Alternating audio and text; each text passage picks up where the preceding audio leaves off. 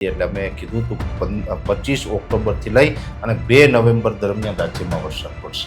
આપણા ગુજરાતના દરિયાકાંઠા નજીક આ ડિપ્રેશન આવ્યું હતું, જેને કારણે સાર્વત્રિક આટલો મોટો વરસાદ થયો છે. 10 નવેમ્બરથી લઈને 15 નવેમ્બર વચ્ચે વિધિવત રીતે શિયાળાની શરૂઆત થઈ જશે અને આ વર્ષનો શિયાળો છે. પણ ડિસેમ્બર અને જાન્યુઆરી છે ને એમાં અનેક રેકોર્ડ તૂટી જશે.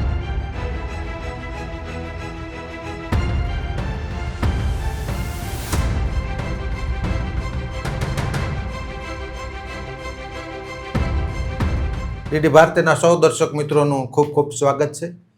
પરેશભાઈ, સાંપ્રત સમયમાં ડાયરેક્ટ કાગબાપુને એક દુહો મને યાદ આવે. ડાયરેક્ટ અત્યારે ખૂબ સાંપ્રત પરિસ્થિતિના આધારે કે ચોમાસે વાદળ ચડે એની આરતીઓ થાય, પણ શિયાળે કાયમ એ તો કડવું લાગે કાગળ. પરિસ્થિતિ એ છે અત્યારે. ખેડૂતની પરિસ્થિતિ કોઈ આમાં વર્ણન કર્યા જેવું છે નહીં. દીકરીના લગ્ન હોય, કરિયાવર લેવાનું હોય, દીકરાના લગ્ન હોય, સોનાના ગળામણ કરવાના હોય, સોનું લેવાનું હોય. અત્યારે બધું હોલ્ડ ઉપર છે, કેમ કે અટકીને બેઠું છે. અનેક પ્રકારની પરિસ્થિતિઓ છે. શું લાગે, હજી નવેમ્બર મહિનો, આજે 2 નવેમ્બર થઈ છે, હજુ પણ શક્યતા કેટલી વરસાદની? શું પરિસ્થિતિ છે આવનારા 15-20 દિવસનું જોઈએ તો? 15-20 દિવસનું અથવા તો આપણે સંપૂર્ણ નવેમ્બરની વાત કરીએ વિજયભાઈ. આમ તો અત્યારે તો જે આ વરસાદ પડ્યો, આમ તો 25 ઓક્ટોબરથી રાજ્યની અંદર આ કમોસમી માવઠું, એમાં પણ 1976 પછીથી આ પહેલી વખત એવું બન્યું છે કે દિવાળી પછીના સેશનમાં આટલો વરસાદ પડ્યો હોય. એટલે અતિ ભારે વરસાદ પડ્યો અને હવે તો પરિસ્થિતિ એ છે કે મળા માથે વીજળી પડે તો એ શું ફેર પડે? જે નુકસાન થવાનું હતું એ તો ઓલરેડી થઈ ગયું છે. પણ હવે સારા સમાચાર એ છે કે આ સિસ્ટમમાંથી હવે આપણે મુક્તિ મળી રહી છે. આમ તો જ્યારે પણ અમે આગાહી આપી હતી એટલે અમે કીધું હતું કે 25 ઓક્ટોબરથી લઈ અને 2 નવેમ્બર દરમિયાન રાજ્યમાં વરસાદ પડશે. આજે 2 નવેમ્બર થઈ ચૂકી છે. જે વરસાદી સિસ્ટમ હતી, અરબ સાગરમાં જે સાયક્લોનિક સર્ક્યુલેશન હતું અને એ સાથે અરબ સાગરનું તાપમાન થોડુંક ઊંચું હતું, એટલે સ્વાભાવિક રીતે ઊંચું તાપમાન હોય એટલે એ સિસ્ટમ છે એ વધુ મજબૂત બનતી હોય. એટલે આ સિસ્ટમ વધુ મજબૂત બની અને ડિપ્રેશન સુધી પહોંચી હતી અને આપણા ગુજરાતના દરિયાકાંઠા નજીક આ ડિપ્રેશન આવ્યું હતું, જેને કારણે સાર્વત્રિક આટલો મોટો વરસાદ થયો છે. હવે આજની તારીખે એ સિસ્ટમની વાત કરવા જઈએ તો હજુ પણ એ સિસ્ટમ છે એ ગુજરાતની ઉપર નથી આવી શકી, પણ ખૂબ નબળી પડી રહી છે. દરિયાકાંઠે હજી સક્રિય છે, પણ અત્યારે બેઝિક સ્વરૂપમાં એટલે કે સાયક્લોનિક સર્ક્યુલેશનના રૂપમાં આવી ગઈ છે અને આજથી હવે આપણે આ વરસાદમાંથી મુક્તિ મળશે. આવતીકાલે 3 તારીખ છે, 3 અને 4 તારીખ એમ 2 દિવસ સુધી કોઈ જગ્યાએ છૂટાછવાયા હળવા સામાન્ય ઝાપટા પડે એ અપવાદરૂપ રહેશે. એ ઝાપટાનું પણ કારણ છે 2 તારીખે આગાહી પૂરી થઈ ગઈ છે, પણ આ મોટો વરસાદ પડ્યો છે તો આ જે સિસ્ટમનો જે ભેજ હોય એ 850 HPA લેવલ એટલે જમીનના લેવલથી 1.5 કિલોમીટર ઉપર એ ભેજ આપણે જમા થયો હોય, એ ભેજ પછી ક્યાંય છૂટાછવાયા ઝાપટાના રૂપમાં વરસી જાય એ અપવાદ રૂપ છે. બાકી હવેથી આપણે વરસાદમાંથી મુક્તિ મળશે. હમણાં કોઈ માવઠાની શક્યતા હવે હમણાં નથી.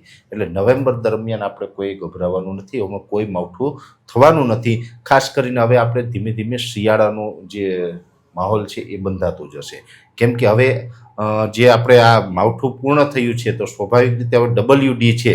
WD એટલે વેસ્ટર્ન ડિસ્ટર્બન્સ, જે ઉત્તર ભારતના પહાડો ઉપરથી WD પસાર થાય અને પહાડો ઉપર બરફ વરસાદ થાય, જેમાં જમ્મુ કાશ્મીર, લેહ, લદ્દાખ, હિમાચલ પ્રદેશ છે, ઉત્તરાખંડ છે, એ બધા પહાડો ઉપર બરફ વરસાદ થાય. પછી ઉત્તરના પવનો ત્યાંથી આવે, ઉત્તરના પવનો આવે છે તો પછી તે બર્ફીલા પવનો પહોંચે ને એને કારણે આપણે ગુજરાતનું તાપમાન છે ઘટી જતું હોય, ઠંડી વધી જતી હોય છે.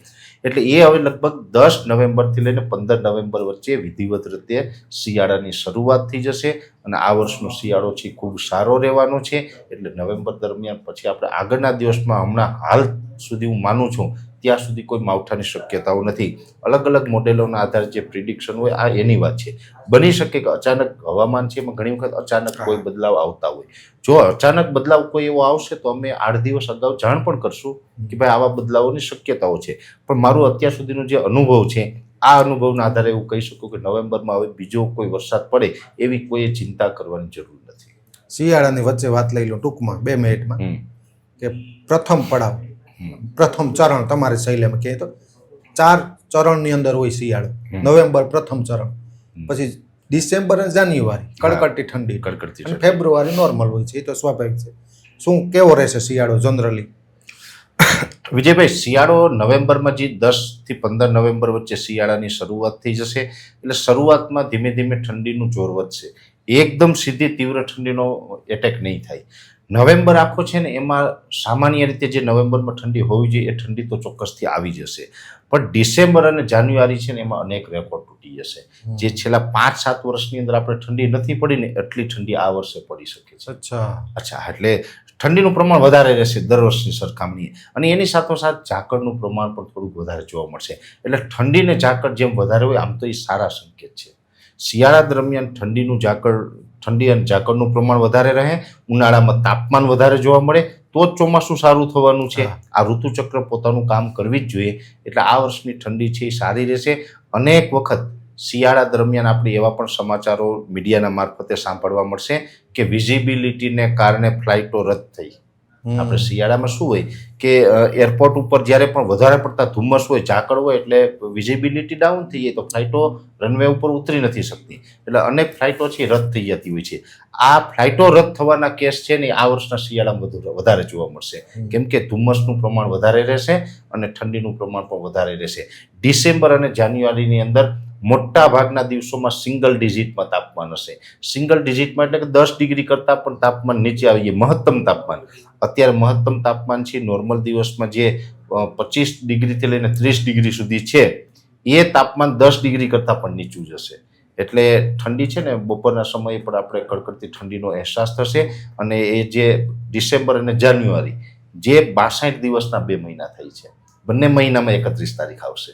કેમ કે આપણે છે ને અંગ્રેજી કેલેન્ડર પ્રમાણે જુલાઈ અને ઓગસ્ટ એ 2 મહિના એવા છે કે એમાં કન્ટિન્યુ 31 દિવસ આવે.